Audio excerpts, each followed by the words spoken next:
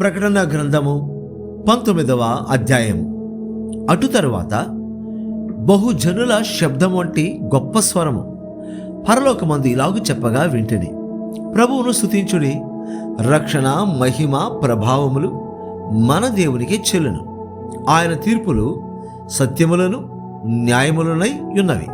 తన వ్యభిచారముతో భూలోకమును చెరిపిన గొప్ప వేశ్యకు ఆయన తీర్పు తీర్చి తన దాసుల రక్తమును బట్టి దానికి ప్రతిదండన చేశాను. మరి రెండవసారి వారు ప్రభువును స్తుతించుడి అనిరి. ఆ పట్టణపు పొగ యుగ యుగముల పైకి లేచుచున్నది.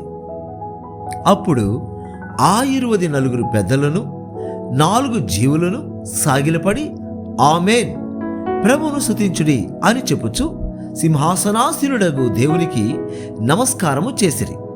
మరియు మన దేవుని దాసులారా, ఆయనకు భయపడువారలారా, కొద్దివారేమి గొప్పవారేమి, మీరందరూ ఆయనను స్తుతించుడి అని చెప్పుచున్న యొక్క స్వరము సింహాసనము నొద్ద నుండి వచ్చెను. అప్పుడు గొప్ప జన సమూహపు శబ్దమును, విస్తారమైన జలముల శబ్దమును, బలమైన ఉరుముల శబ్దమును పోలిన యొక్క స్వరము సర్వాధికారియు ప్రభువునగు మన దేవుడు ఏలుచున్నాడు. ఆయనను స్తుతించుడి, గొర్రెపిల్ల వివాహోత్సవ సమయం వచ్చినది, ఆయన భార్య తన్ను తాను సిద్ధపరచుకొని ఉన్నది గనుక మనము సంతోషపడి ఉత్సాహించి ఆయనను మహిమపరచదమని చెప్పగా వింటిని. మరియు ఆమె ధరించుకొనుటకు ప్రకాశములను నిర్మలములునైనా సన్నపు నారబట్టలు ఆమెకి ఇయ్యబడెను. అవి పరిశుద్ధుల నీతి క్రియలు. మరియు అతడు నాతో ఇలాగు చెప్పాను, గొర్రెపిల్ల పెండ్లి విందుకు పిలువబడిన వారు ధన్యులని వ్రాయము. మరియు ఈ మాటలు దేవుని యథార్థమైన మాటలని నాతో చెప్పాను. అందుకు నేను అతనికి నమస్కారము చేయుటకై అతని పాదముల ఎదుట సాగిలపడగా అతడు, వద్దు సుమి, నేను నీతోనూ యేసును గూర్చిన సాక్ష్యం చెప్పు నీ సహోదరులతోనూ సహదాసుడను, దేవునికే నమస్కారము చేయము. యేసును గూర్చిన సాక్ష్యము ప్రవచన సారమని నాతో చెప్పాను. మరియు పరలోకము తెరవబడి ఉండుట చూచితిని. అప్పుడు ఇదిగో, తెల్లని గుర్రం ఒకటి కనబడెను. దాని మీద కూర్చుంటున్న వాడు నమ్మకమైన వాడును సత్యవంతుడును అను నామము గలవాడు. ఆయన నీతిని బట్టి విమర్శ చేయుచు యుద్ధము జరిగించుచున్నాడు. ఆయన నేత్రములు అగ్నిజ్వాల వంటివి. ఆయన శిరస్సు మీద అనేక కిరీటములుండెను. వ్రాయబడిన యొక్క నామము ఆయనకు కలదు, అది ఆయనకే గాని మరి ఎవరికీ తెలియదు. రక్తములో ముంచబడిన వస్త్రము ఆయన ధరించుకొని ఉండెను. మరియు దేవుని వాక్యము అను నామము ఆయనకు పెట్టబడి ఉన్నది. పరలోకమందున్న సేనలు శుభ్రమైన తెల్లని నారబట్టలు ధరించుకొని తెల్లని గుర్రములెక్కి ఆయనను వెంబడించుచుండెని. జనములను కొట్టుడికై ఆయన నోట నుండి వాడిగల ఖడ్గము బయలు వెడలుచున్నది. ఆయన ఇనుప దండముతో వారిని ఏలును. ఆయనే సర్వాధికారియగు దేవుని తీక్షణమైన ఉగ్రత అను మద్యపు తొట్టి త్రొక్కును. రాజులకు రాజును ప్రభులకు ప్రభువును అను నామము ఆయన వస్త్రము మీదను తొడ మీదను వ్రాయబడి ఉన్నది. మరి ఒక దూత సూర్యబింబములో నిలిచి ఉండుట చూచితిని. అతడు గొప్ప శబ్దంతో ఆర్భటించి, రండి, రాజుల మాంసమును, సహస్రాధిపతుల మాంసమును, బలిష్ఠుల మాంసమును, గుర్రముల మాంసమును, వాటి మీద కూర్చుండు వారి మాంసమును, స్వతంత్రులదేమి దాసులదేమి, కొద్దివారిదేమి గొప్పవారిదేమి, అందరి యొక్క మాంసమును తినుటకై దేవుని గొప్ప విందుకు కూడిరండని ఆకాశ మధ్యమందు ఎగురుచున్న సమస్త పక్షులను పిలిచెను. మరియు ఆ గుర్రము మీద కూర్చున్న వారితోనూ ఆయన సేనతోనూ యుద్ధము చేయుటకై ఆ క్రూర ముఖమును భూరాజులను వారి సేనలను కూడి ఉండగా చూచితిని. అప్పుడు ఆ మృగమును దాని ఎదుట సూచక క్రియలు చేసి దాని ముద్రను వేయించుకొనిన వారిని, ఆ మృగపు ప్రతిమకు నమస్కరించిన వారిని మోసపరిచిన ఆ అబద్ధ ప్రవక్తయు పట్టబడి వారిద్దరు గంధకముతో మండు అగ్నిగుండములో ప్రాణముతోనే వేయబడిరి. కడమవారు గుర్రం మీద కూర్చున్న వాని నోట నుండి వచ్చిన ఖడ్గము చేత వధింపబడిరి. వారి మాంసమును పక్షులనియు కడుపార తినెను. ప్రకటన గ్రంథము 20వ అధ్యాయము. మరియు పెద్ద సంఖ్యలను చేతపట్టుకొని అగాధం యొక్క తాళపు చెవి గల యొక్క దేవదూత పరలోకము నుండి దిగి వచ్చుట చూచితిని. అతడు ఆది సర్పమును అనగా అపవాదియు సాతానును అను ఆ ఘట సర్పమును పట్టుకొని 1000 సంవత్సరములు వానిని బంధించి అగాధములో పడవేసి ఆ 1000 సంవత్సరములు గడిచే వరకు ఇక జనములను మోసపరచకుండునట్లు అగాధమును మూసి దానికి ముద్ర వేశాను. అటు పిమ్మట వాడు కొంచెము కాలం విడిచిపెట్టబడవలెను. అంతటా సింహాసనములను చూచితిని. వాటి మీద ఆసీనులై ఉండు వారికి విమర్శ చేయుటకు అధికారం ఇవ్వబడెను. మరియు క్రూర మృగమునకైనను దాని ప్రతిమకైనను నమస్కారము చేయ తమ నొసళ్ళయందు గాని చేతులయందు గాని దాని ముద్ర వేయించుకొనని వారిని యేసు విషయమై తామిచ్చిన సాక్ష్యము నిమిత్తమును దేవుని వాక్యము నిమిత్తమును శిరఛేదనము చేయబడిన వారి ఆత్మలను చూచితిని. వారు బ్రతికిన వారై 1000 సంవత్సరములు క్రీస్తుతో కూడా రాజ్యము చేసిరి. ఆ 1000 సంవత్సరములు గడుచు వరకు కడమ మృతులు బ్రతుకలేదు. ఇది మొదటి పునరుత్థానము. ఈ మొదటి పునరుత్థానములో పాలు గలవారు ధన్యులను పరిశుద్ధులనై ఉందరు. ఇట్టి వారి మీద రెండవ మరణమునకు అధికారము లేదు. వీరు దేవునికిని క్రీస్తుకును యాజకులై క్రీస్తుతో కూడా 1000 సంవత్సరములు రాజ్యము చేయుదురు. 1000 సంవత్సరములు గడిచిన తర్వాత సాతాను తానున్న చెరలో నుండి విడిపింపబడును. భూమి నలుదిశల యందుండు జనములను లెక్కకు సముద్రపు ఇసుక వలె ఉన్న గోగు మాగోగు అను వారిని మోసపరచి వారిని యుద్ధమునకు పోగు చేయుటకై వాడు బయలుదేరును. వారు భూమి అదంతటా వ్యాపించి పరిశుద్ధుల శిబిరమును ప్రియమైన పట్టణమును ముట్టడి వేయగా పరలోకముల నుండి అగ్ని దిగివచ్చి వారిని దహించను. వారిని మోసపరిచిన అపవాది అగ్ని గంధకములు గల గుండములో పడవేయబడెను. అచ్చట ఆ క్రూర మృగమును అబద్ధ ప్రవక్తయు ఉన్నారు. వారు యుగ యుగములు రాత్రింబగళ్ళు బాధింపబడుదురు. మరియు ధవళమైన మహాసింహాసనమును దానియందు ఆసీనుడయున్న యొకనిని చూచితిని. భూమి ఆకాశములు ఆయన సముఖము నుండి పారిపోయాను. వాటికి నిలువ చోటు కనబడకపోయాను. మరియు గొప్పవారేమి కొద్దివారేమి మృతులైన వారందరూ ఆ సింహాసనం ఎదుట నిలువబడి ఉండుట చూచితిని. అప్పుడు గ్రంథములు విప్పబడెను. మరియు జీవగ్రంథమును వేరొక గ్రంథము విప్పబడెను. ఆ గ్రంథముల యందు వ్రాయబడి ఉన్న వాటిని బట్టి తమ క్రియల చొప్పున మృతులు తీర్పు పొందిరి. సముద్రము తనలో ఉన్న మృతులను అప్పగించెను. మరణమును పాతాళ లోకమును వాటి వశముననున్న మృతులనప్పగించెను. వారిలో ప్రతివాడు తన క్రియల చొప్పున తీర్పు పొందెను. మరణమును మృతుల లోకమును అగ్నిగుండములో పడవేయబడెను. ఈ అగ్నిగుండము రెండవ మరణం. ఎవని పేరైనను జీవగ్రంథమందు వ్రాయబడినట్టు కనబడని ఎడల వాడు అగ్నిగుండములో పడవేయబడెను. ప్రకటన గ్రంథము 21వ అధ్యాయము. అంతటా నేను క్రొత్త ఆకాశమును క్రొత్త భూమిని చూచితిని. మొదటి ఆకాశమును మొదటి భూమియు గతించిపోయెను. సముద్రమును ఇకను లేదు. మరియు నేను నూతనమైన యెరూషలేము అను ఆ పరిశుద్ధ పట్టణం తన భర్త కొరకు అలంకరింపబడిన పెండ్లి కుమార్తె వలె సిద్ధపడి పరలోకమందున్న దేవుని యొద్ద నుండి దిగి వచ్చుట చూచితిని. అప్పుడు ఇదిగో దేవుని నివాసము మనుషులతో కూడా ఉన్నది. ఆయన వారితో కాపురముండెను. వారాయన ప్రజలయుందురు. దేవుడు తానే వారి దేవుడై ఉండి వారికి తోడై ఉండెను.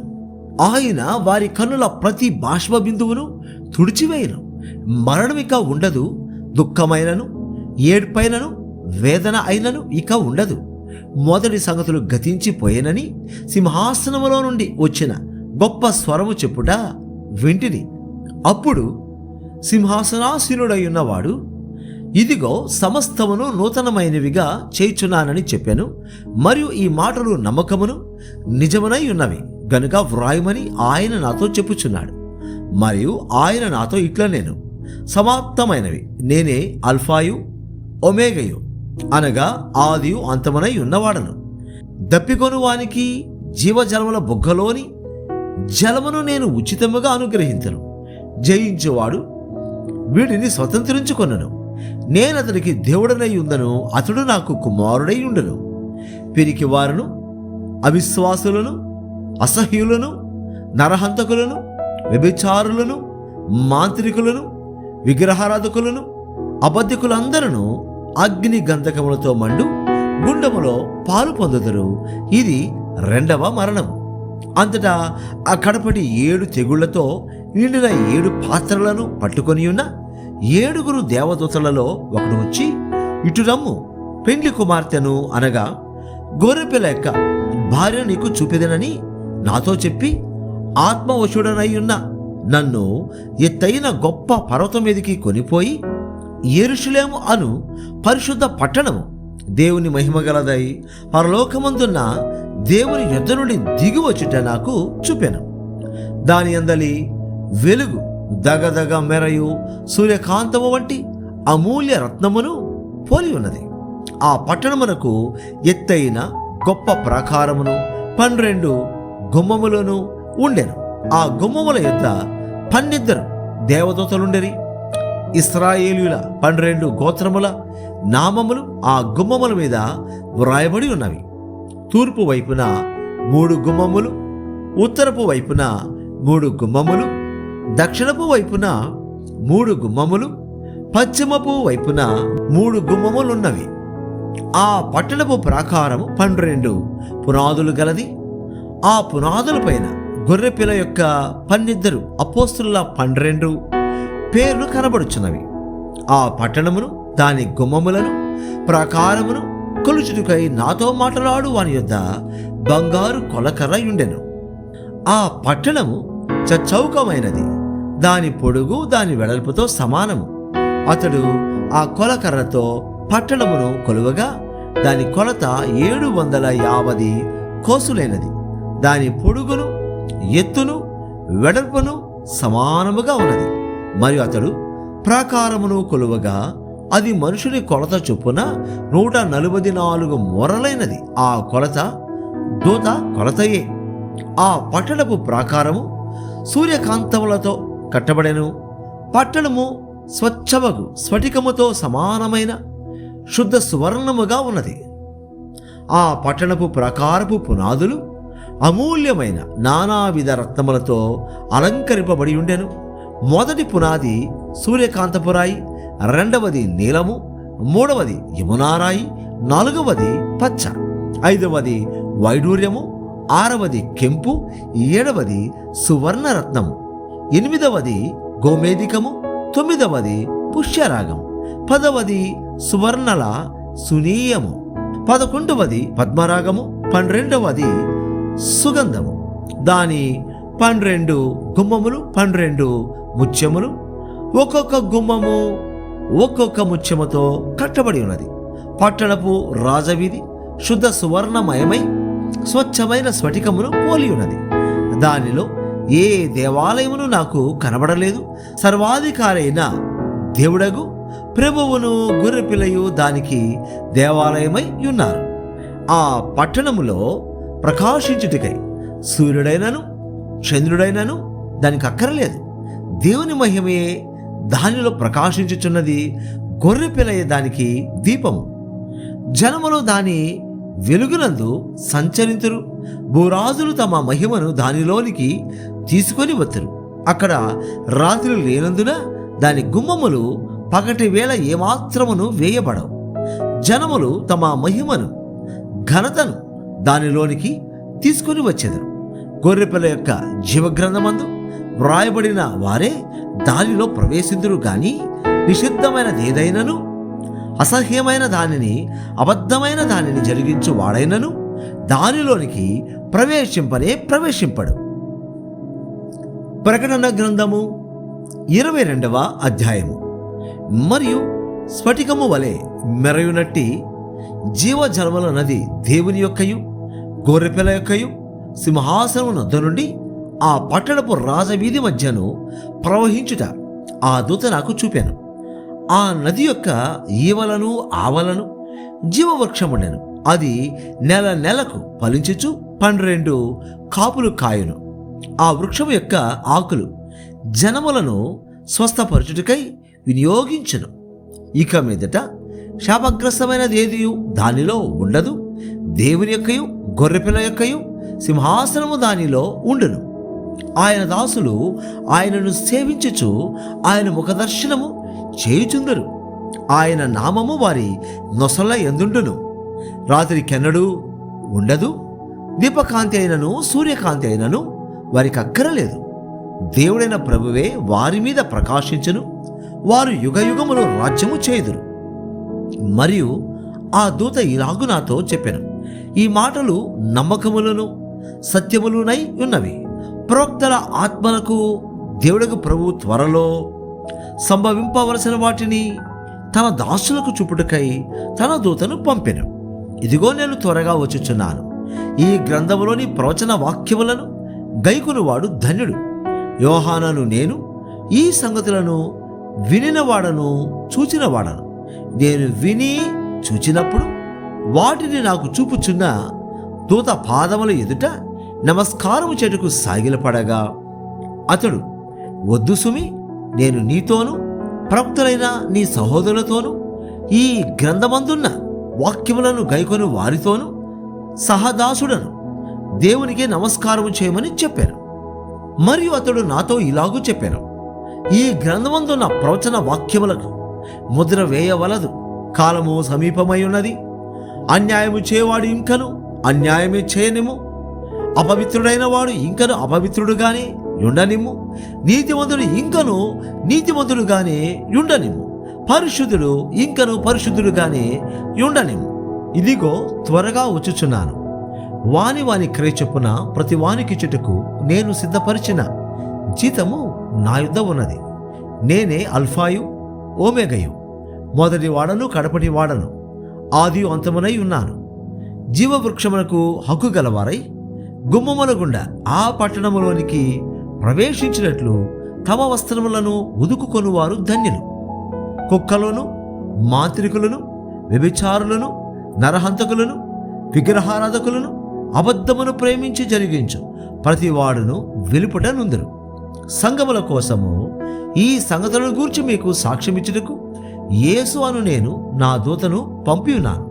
నేను దావీదు వేరు చిగురును, సంతానమును, ప్రకాశమానమైన వేకువ చొక్కనై ఉన్నాను.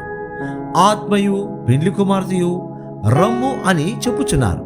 వినువాడు రమ్ము అని చెప్పవలెను. దప్పికొరిన వారిని రానిమ్ము. ఇచ్చయించు వారిని జీవజలమును ఉచితముగా పుచ్చుకొననిమ్ము. ఈ గ్రంథమందున్న ప్రవచన వాక్యములను విను ప్రతివానికి నేను సాక్ష్యమిచ్చున్నది ఏమనగా, ఎవడైనను వీటితో మరి ఏదైనను కలిపిన ఎడల ఈ గ్రంథములో వ్రాయబడిన తెగుళ్ళు దేవుడు వానికి కలుగు చేయను. ఎవడైనను ఈ ప్రవచన గ్రంథమందున్న వాక్యములలో ఏదైనను తీసివేసిన ఎడల దేవుడు ఈ గ్రంథములో వ్రాయబడిన జీవవృక్షములోను పరిశుద్ధ పట్టణములోను వానికి పాలు లేకుండా చేయను.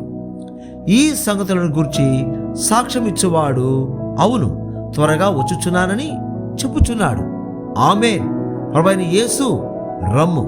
ప్రభువైన యేసు కృప పరిశుద్ధులకు తోడయుండును గాక. ఆమేన్.